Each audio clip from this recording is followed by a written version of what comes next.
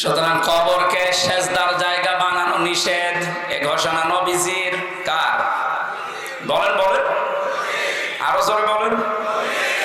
নবীজির এই কথাকে যারা এতদিন পর্যন্ত না মেনে নিজেদের জীবনে ব্যবসা প্রতিষ্ঠান বানিয়ে কবরটাকে, মাজারটাকে আজ একেবারে 180 মাইল বেগে সিঁড়িকে রাখা বানিয়েছেন, কোরআনের হাদিসের ব্যাখ্যা দিলে এই মাজারগুলো টিকবে।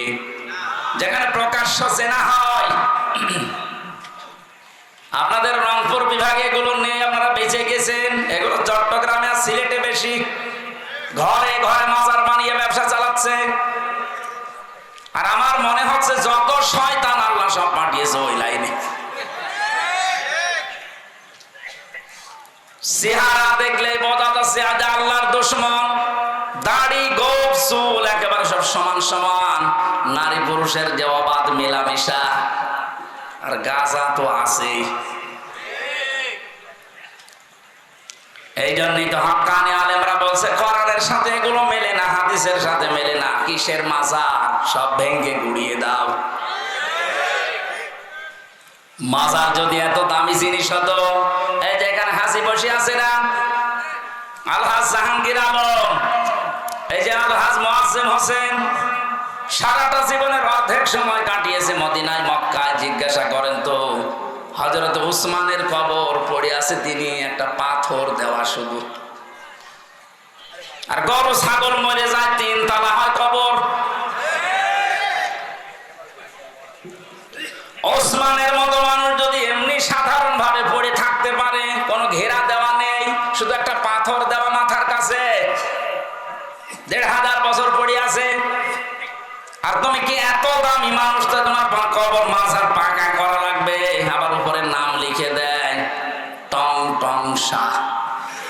আজকে দেখলাম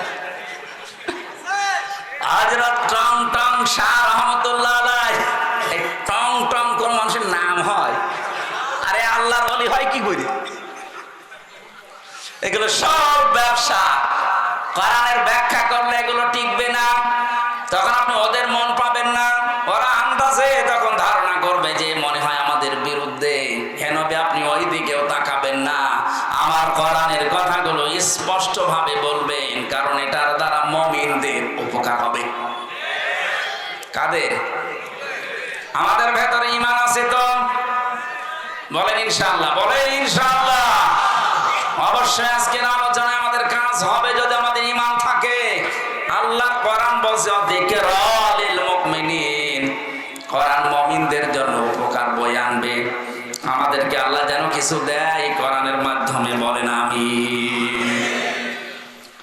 যেহেতু এটা রবিউল আউয়াল মাসের 10 তারিখ, আজকে বিশ্বনবীর জন্মের মাস। এটা যদিও 12 রবিউল আউয়াল প্রসিদ্ধ এটা, কিন্তু এর আগে 9 তারিখও হতে পারে, 10 তারিখ, 11 তারিখ, যে কোনো দিন হতে পারে। বিশ্বনবীর জন্ম নিয়ে যারা আজ একেবারে তাল মাতাল করে ফেলছে, আমি বললাম না যে রংপুর বিভাগের মানুষেরা বেঁচে গেছে, এগুলো চট্টগ্রামে যান এখন ঈদে মিলাদুন নবী নাম দিয়ে কি যে আরম্ভ করেছে এরা। আমি কয়েক মিনিটের ভেতরে এই সঠিকটা তুলে ধরছি। ঈদে মিলাদুন নবী যে নাম দিয়েছেন, বিশ্বনবী জানিয়েছেন আমার উম্মতের জন্য আল্লাহ 2টা ঈদ দিয়েছে, একটা ঈদুল আযহা, ঈদুল ফিতর। এর বাইরে কোনো ঈদ নেই। নতুন করে যদি কেউ ঈদ বানায়, এটা বেদাত। বলেন। কিছুক্ষণ আগে যে হাদিস বললাম, যারা বেদাত আবিষ্কার করে তাদের জন্য নবীর সুপারিশ হারাম। বলেন বলেন। সুতরাং নতুন করে যাদের ঈদ বানিয়েছেন, নবীর জন্ম নিয়ে বলেন আর বাপের জন্ম নিয়ে বলেন, যারাই বানিয়েছেন তারা বেদাত করেছেন। আর বেদাত করলে কোনোদিন আপনি নবীর সুপারিশ পাবেন না। নবীর সুপারিশ না পেলে জান্নাত পাবেন না। কথা বলেন। এর সাথে আমরা আছি না? নেই। কিসের ঈদে মিলাদুন নবী? মিলাদ শব্দের শাব্দিক অর্থ হচ্ছে জন্ম। মিলাদ মানে কি? বলেন না কেন? কোরআনে কারিমে আল্লাহ নবীর জন্ম নিয়ে আনন্দ করে কথা দেননি, বলেছেন নবীর আদর্শ নিয়ে অনুসরণ করো। লাকাদ কানা লাকুম ফি রাসূলিল্লাহি উসওয়াতুন হাসানাহ। রব্বুল আলামিন বলেন, তোমাদের জন্য মহত্তম আদর্শ লুকিয়ে রেখেছি আমি রাসূলুল্লাহর জীবনে, রাসূলুল্লাহর জন্মে। এ কথা আছে কোরআনে, ফি রাসূলিল্লাহি, রাসূলুল্লাহ আল্লাহর রাসূলের ভেতরে উসওয়াতুন হাসানা, উত্তম আদর্শ। তাহলে আল্লাহ এখানে বিলাদুন না দিয়ে উসওয়াতুন হাসানা দিলেন কেন? এবার আমার প্রশ্ন, এই আপনি শুনতেছেন? না না, আপনার মন পাচ্ছেন, এদিকে তাকান। যদিও নবীজি ঘোষণা হয়েছিলেন সেই জন্মের সময়, পৃথিবী তৈরি হওয়ার আগেই আমাদের নবী নবী, কিন্তু ঘোষণাটা হয়েছে 40 বছর বয়সে। আমরা এখানে পাগল যদি হয় আমরা বলবো 40 বছরের আগে পুরা আরব জাহানে মুহাম্মদুর রাসূলুল্লাহকে কেউ মুহাম্মদুর রাসূলুল্লাহ বলতো না, বলতো আব্দুল্লাহ, মুহাম্মদ ইবনে আব্দুল্লাহ। এটা ঠিক আছে না? যদি প্রশ্ন থাকে বলেন। ওনাকে কি 1 থেকে 40 বছর পর্যন্ত পুরা আরব জাহানে কেউ রাসূলুল্লাহ বলে ডাক দিয়েছে? বলেন কি বলতো? মুহাম্মদ ইবনে আব্দুল্লাহ অথবা আস-সাদিক, আল আমিন, এই নামগুলো দিত। এখন উনি রাসূলুল্লাহ হয়েছেন 40 বছর বয়সে, যখন নবুয়ত পেয়েছেন কোরআনের দ্বারা। কোরআন পাওয়ার পরেই উনি যখন আসলেন তখন হয়ে গেলেন মুহাম্মদ ইবনে আব্দুল্লাহ থেকে মুহাম্মাদুর রাসূলুল্লাহ। এবার মূল কথা বলছি, আল্লাহ পাক কেন ফি রাসূলিল্লাহি উসওয়াতুন হাসানা দিয়েছেন? তোমাদের জন্য মহত্তম আদর্শ আমি আল্লাহ লুকিয়ে রেখেছি রাসূলুল্লাহর জীবনে। মুহাম্মদ ইবনে আব্দুল্লাহর জীবনে আল্লাহ যদি বলতেন তাহলে ফি রাসূলিল্লাহ শব্দটা দিতেন না। বাস্তবতা হচ্ছে এই 1 থেকে 40 বছর পর্যন্ত এই যে মুহাম্মদ ইবনে আব্দুল্লাহর নাম বললাম, আস-সাদিক, আল আমিন, উনি বিশ্বাসী ছিলেন, আমানতদার ছিলেন। ভালো ভালো কাজ যে করেননি তা না, বহু ভালো কাজে আঞ্জাম দিয়েছিলেন। হেলফুল ফজল গঠনের মাধ্যমে শান্তির সঙ্গ বানিয়েছিলেন 17 বছর বয়সে। সেখান থেকে 40, এই 23টা বছরে পুরা আরব জাহান তিনি চষে বেরিয়েছেন ওই সঙ্গের মাধ্যমে, যে শান্তি কিভাবে কায়েম করা যায়। কিন্তু কাঙ্ক্ষিত মানের শান্তি তিনি দাঁড় করাতে পারেননি। এটা ঠিক আছে? আমি আন্দাজে বলছি না, সিরাত ইবনে হিশামে আছে। 23টা বছর চেষ্টা চালিয়ে কিছুই করতে পারেননি। না, ভালো ভালো কিছু কাজের আঞ্জাম দিয়েছিলেন। কেউ বিপদে পড়লে এগিয়ে যেতেন, কেউ অসুস্থ হলে তাকে সেবা করতেন, কারো ঘর বাড়ি না থাকলে টাকা পয়সা কালেকশন করে ওই সঙ্গের মাধ্যমে তৈরি করে দিতেন। কিন্তু ফল কাঙ্ক্ষিত মানের দিতে পারেননি। এই একটাই মানুষ 40 থেকে 63, এই 23 বছরে তিনি কোরআন হাতে থাকার কারণে এত পরিবর্তন করেছিলেন। তখন নিজেই বলতেছেন খায়রুল কুরুনি কারনি, আমার যুগ শ্রেষ্ঠ যুগ। দিনাজপুরবাসী, বিবেক যদি আপনার থাকে আপনি মিলাবেন। আজ যারা শুধু মিলাদ নিয়ে আনন্দ করেন, রাসূলের সিরাত নিয়ে, তার আদর্শ নিয়ে কোনো কথা নেই, তার আদর্শের বাস্তবায়ন নেই। আপনি জাহান্নামে যাবেন শুধু মিলাদের কারণে। আমি হাসির জন্য, কান্নার জন্য বলি নাই, চিন্তার জন্য বলছি। তাকান নবীজির 2টা চাচার দিকে, হযরতে হামজা, হযরতে আব্বাস রাদিয়াল্লাহু তাআলা আনহুমা। এই 2 জন চাচা শুধু নবীর জন্মে খুশি ছিলেন না, জন্মের সময় তারা খুশি, কারণ এতিম ভাইয়ের ছেলে, ভাই নেই অথচ তার ছেলে দুনিয়ায় আসতেছে, এই জন্য তারা 2 জনেই খুশি ছিল। পরবর্তীতে শুধু জন্মে মিলাদে খুশি না, তারা নবীর আদর্শ পেয়ে এত বেশি খুশি হয়েছিলেন, হযরতে হামজা নিজের জীবন দিয়েছেন রাসূলুল্লাহর আদর্শের কারণে। কথা বলেন না কেন? নবীজির আদর্শ মানতে গিয়ে 70 টুকরা হয়েছেন, তারপর নবীর আদর্শ ছাড়েননি। এটা শোনেননি কোনোদিন? হযরতে আব্বাস রাদিয়াল্লাহু তাআলা আনহু তিনি নিজে জানিয়েছেন, মান যাকা তামাল ঈমান, তুমি যদি ঈমানের স্বাদ পেতে চাও, মান রাদিয়া বিল্লাহি রাব্বা, যে ব্যক্তি আল্লাহকে রব পেয়ে খুশি হয়ে গেছে, অবিল ইসলাম ইসলামি দীনা, ইসলামকে জীবন ব্যবস্থা পেয়ে যারা খুশি, নবী মুহাম্মদুর রাসূলুল্লাহ সাল্লাল্লাহু আলাইহি ওয়াসাল্লাম নবিয়্যা ওয়া রাসূলা, মুহাম্মদুর রাসূলুল্লাহকে যারা নবী এবং রাসূল পেয়ে খুশি, এই তিনটা গুণ যে অর্জন করবে সে ব্যক্তি ঈমানের স্বাদ পাবে। তিনি যদি না পান তাহলে হাদিস তিনি বলতেন। বলেন, তার মানে বোঝা গেল তিনি শুধু মুহাম্মদ ইবনে আব্দুল্লাহকে পেয়ে খুশি না,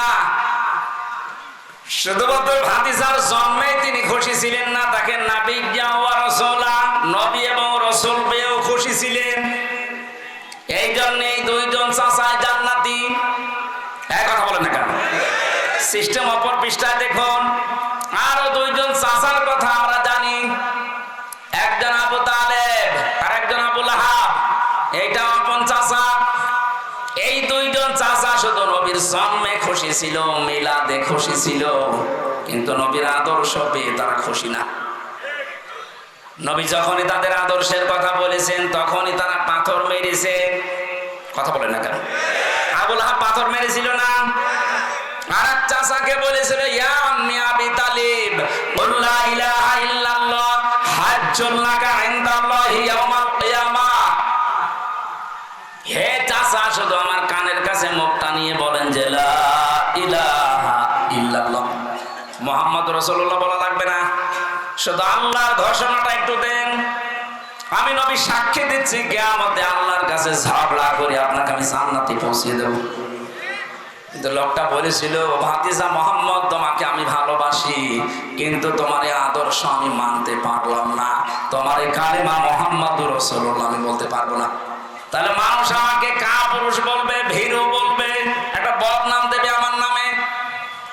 দিনাজপুরবাসী, এখন আপনার বিবেকের তালা খোলে না যে দুইটা আপন চাচা এরা মিলাদ পেয়ে, নবীর জন্ম পেয়ে আনন্দ করেছে, নিজের বাতি পর্যন্ত আযাদ করে দিয়েছে।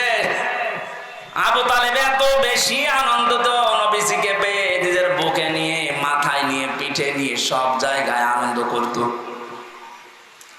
আর রাহিকুল মাখতুম পড়তে গিয়ে দেখলাম এই আবু তালেব নামে এই লোকটাকে আল্লাহ কিয়ামতের দিন পায়ের নিচে দুইটা আগুনের ফিতা লাগিয়ে দেবে, ওর মাথার মগজ পর্যন্ত টকবক করে ফুটবে। প্রশ্ন আসতে পারে, শরীরের অন্য জায়গায় জাহান্নামের আগুন লাগবে না কেন? হাদিসটা যদিও দুর্বল, সনদটা আমি শিক্ষার জন্য বলছি। এই লোকটা জন্মের পর থেকে এত বেশি আনন্দ, এত বেশি খুশি হয়েছিল। নবীজি তো আগেই হারিয়েছেন বাবাকে, 6 বছর বয়সে মাকে, 8 বছর বয়সে যখন দাদাকে হারিয়ে ফেললেন, দাদা তখন এই যে আবু তালেব নামে চাচাকে বলেছিল, এই যে আমার এতিম নাতি, এর বাবা নেই, মা নেই, তোর কাছে রেখে গেলাম, কোনদিন যেন কষ্ট দিবি না। এই জন্য আবু তালিব নিজের সন্তান আলীর চাইতেও মুহাম্মদুর রাসূলুল্লাহকে বেশি আদর করত। আবু তালিবের পুরা জীবনী আমি পড়ে দেখেছি, কোনদিনও নিজের সন্তান আলীকে নিজের বুকের মাঝে নিয়ে ঘুমায়নি, কিন্তু বিশ্ব নবীকে কাছে কোলে নিয়ে মানুষ করেছে। কখনো বুকে নিয়েছে, কখনো পিঠে নিয়েছে, কখনো মাথায় নিয়েছে, কখনো চুমা দিয়েছে। যতগুলো নবীর শরীরের সাথে ওর টাচ হয়েছে, ওই জায়গাগুলো আল্লাহ জাহান্নামের জন্য হারাম বানিয়ে দিয়েছে। কিন্তু যেখানে নবীজির শরীর লাগে নাই, পায় কোনদিন যেহেতু পায়ের কাছে রাখে নাই, এজন্য ওই জায়গায় আল্লাহ আগুন লাগিয়ে দেবে। ঘটনা শুধু সিরাত ইবনে হিশাম রাহিকুল মাখতুম শুধু শোনা না, এখানে শিক্ষা কি? এত বেশি মিলাদে যে লোকটা খুশি, তার পায়ের নিচে যদি আগুন লাগতে পারে, যে লোকটা এত বেশি খুশি মিলাদে নিজের বাতি পর্যন্ত আযাদ করে দিয়েছে আবু লাহাব, যে 2 আঙ্গুল দিয়ে ভাবে করেছিল, এই 2 আঙ্গুল কিয়ামত পর্যন্ত শুধু মুখের ভেতর দিয়ে চুষতে থাকবে, আনন্দ পাবে, শান্তি পাবে, সুখ পাবে। আল্লাহ নষ্ট করে দেয়নি, নবীর জন্য যা করেছে, কিন্তু জাহান্নামে যাবে, কারণ শুধু মিলাদে খুশি, আদর্শে খুশি না। আমার কথা বুঝেছেন? সুতরাং রবিউল আউয়াল মাসে শুধু যারা মিলাদ পড়ে শুধু জিলাপি আর খিচুড়ি খেয়ে শেষ করে দিচ্ছেন, নবীর আদর্শকে জমিনে বাস্তবায়ন করার জন্য কোনো উদ্যোগ আপনার নেই, আপনিও আবু লাহাবের মতো, আবু তালেবের মতো জাহান্নামে যাবেন। আশা করছি আপনি ফিরে আসবেন। শুধুমাত্র আমায় বাংলাদেশে আমরা স্বীকৃতি দিচ্ছি তা নয় যে কোরআনে কারীম থেকে বলছি। আল্লাহ রাব্বুল আলামিন বলেন, ওয়াইযা আখাযাল্লাহু মিসাকাল্লাযীনা ওয়াইযা আখাযাল্লাহু মিসাকান নাবিয়্যিনা লামা আতাইতুকুম মিন কিতাবিন ওয়া হিকমাহ সুম্মা জাআকুম রাসূলুম মুসাদ্দিকুল লিমা মা'আকুম লাতু'মিনুন্না বিহি ওয়া লা তানসুরুন্না ক্বালা আ'আকরারতুম ওয়া আখাযতুম আলা যালিকুম ইসরি ক্বালু আ'আকরারনা ক্বালা ফাশহাদু ওয়া আনা মা'আকুম মিনাশ শাহিদিন। সূরা আলে ইমরানের ভেতরে আয়াতটা আছে 3 নম্বর পারা 19 নম্বর পৃষ্ঠা 11 নম্বর লাইনে আছে 181 নম্বর আয়াত, শুধু 81 নম্বর আয়াত। এর ভেতরে নবীরা পর্যন্ত বিশ্ব নবীর স্বীকৃতি দিয়েছিল, তারা আদর্শের স্বীকৃতি। আজ অনেক উম্মত দাবি করার পরেও শুধু জন্ম নিয়ে আপনি আনন্দে দিন কাটিয়ে চলে যাচ্ছেন, কারণ জন্মদিন পালন করলে খাওয়া পাওয়া যায়। আমি তো এই দেশে যতগুলো ইবাদত দেখতে পাই বানানো সব খাওয়া ভিত্তিক। এই যে জন্মদিনের খাওয়া, মৃত্যুদিনের খাওয়া, সবে বরাতে খাওয়া, কথা বলছেন না কেন? সবে কদরেও খাওয়া, দুই ঈদে খাওয়া। খাওয়া ছাড়া কোনো ইবাদত আমি পাচ্ছি না। অথচ নবীজির আদর্শ যারা মেনেছেন 40 থেকে 63 এই 23 বছর তাদের খাওয়া ছিল। তাকান হযরতে তালহার দিকে, কি খেয়েছিলেন তিনি? 80টা তীর। কি নবীর আদর্শ মানতে গিয়ে তার শরীরকে বাঁচাতে তিনি 80টা তীর খেয়েছেন। আরো জিলাপি নিয়ে আর খেজুরি নিয়ে মজায় আছে। এখানে আমাদের উচিত হচ্ছে এগুলো বন্ধ করা। রবিউল আউয়াল মাসে যদি আপনি পরিবর্তন আনতে না পারেন, আপনি আজকে থেকে সিদ্ধান্ত নেবেন শুধু জন্মে আমরা আনন্দ করব না, আমরা আনন্দ করতে চাই নবীর আদর্শ বাস্তবায়নের মাধ্যমে। আল্লাহ আমাদের তৌফিক দিন, বলেন আমিন। সূরা আলে ইমরানের 137 38 দুইটা আয়াত তেলাওয়াত করেছি। বর্তমান প্রেক্ষাপট সামনে নিয়ে বাস্তবতার সাথে আমরা মিলাবো। তাফসীরুল কোরআন মাহফিল লিখেছেন এই কারণে, জবান খুলে পড়ে না আউযু বিল্লাহি মিনাশ শাইতানির রাজিম, বিসমিল্লাহির রহমানির রহিম, قد خلت من قبلكم سنن فسيروا في الأرض فانظروا كيف كان عاقبة المكذبين। সূরা আলে ইমরান, এটা ইমরানের বংশধর সম্পর্কে নামকরণ করা হয়েছে। এর শানে নজুল আছে, ঐতিহাসিক প্রেক্ষাপট আছে, এবার বাস্তব শিক্ষা। এগুলো বলতে গিয়ে আপনারা জানেন তো প্রত্যেক মাহফিলে মানুষ এগুলো বলে। এই জন্য আমরা সরাসরি তাফসিরে যাচ্ছি। কদ খালাত মিন ক্বাবলিকুম সুনান, আল্লাহ তাআলা বলেন অবশ্যই তোমার পূর্বে আমি বহু জাতিকে তাদের জীবন আচরণের কারণে ধ্বংস করে দিয়েছি। ফাসিরু ফিল আরদ, হে নবী আপনি জমিনে পরিভ্রমণ করেন, জমিনে সফর করেন। ফানজুরু, আর নজর করে দেখেন, কাইফা কানা আকিবাতুল মুকাদ্দিবিন, মিথ্যাবাদী যারা সত্যকে সত্য জানার পরও মানে নাই, এই মিথ্যাবাদীদের সাথে আমি আল্লাহ কি আচরণ করেছি এটা একটু দুনিয়া ঘুরে ঘুরে দেখেন। এই যে আদ জাতি, সামুদ জাতি, বিভিন্ন জাতির নাম আমরা কোরআনে কারিমে সূরা শুআরার ভেতরে আল্লাহ ধারাবাহিক ভাবে আমাদেরকে শুনিয়েছেন। এটা কি খেলা করার জন্য না কিছু নেওয়ার জন্য? যেটা নেওয়ার জন্য দিয়েছেন হযরত হুদ আলাইহিস সালামের জীবনী থেকে আমি আজকে কিছু কথা শুনতে চাই। হযরত হুদ আলাইহিস সালামের জামানায় আল্লাহ যে গজবগুলো পাঠিয়েছিলেন, এই যে কদ খালাত মিন ক্বাবলিকুম সুনানুন, আপনার আগে আমি জাতিকে তাদের জীবন চরিত্রের কারণে। হযরত হুদ নবীর যে জাতি ছিল, এই জাতির ভেতরে 4টা অপরাধ প্রবণতা বেশি ছিল। 1 নম্বরে তারা দ্বীনের প্রচারক যারা ওই জামানায় ছিল তাদেরকে ওরা কষ্ট দিতে এবং মিথ্যা প্রতিপন্ন করত। এবার আসেন তো 1500 বছর পরে যে কোরআনে কারিমের এই আয়াতটা, এতদিন হাজার হাজার লক্ষ লক্ষ মানুষের আয়াতের তাফসীর করেছে, মানুষ শুনেছে,